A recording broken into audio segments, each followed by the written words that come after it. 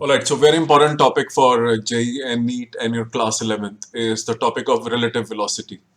See, in relative velocity, you have two physical quantities given, and there is a reference frame. Now that reference frame is common to both the physical quantities which are given. When I say physical quantities, I mean the same physical quantity. For example, two velocities are given and there is a frame of reference. For example, Earth is the best frame of reference. Now, in this numerical, you have a boat which is moving in northeast direction, and the river is flowing in eastward direction.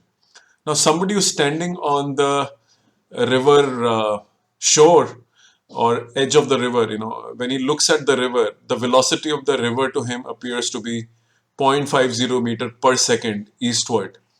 And sorry, that's a velocity of the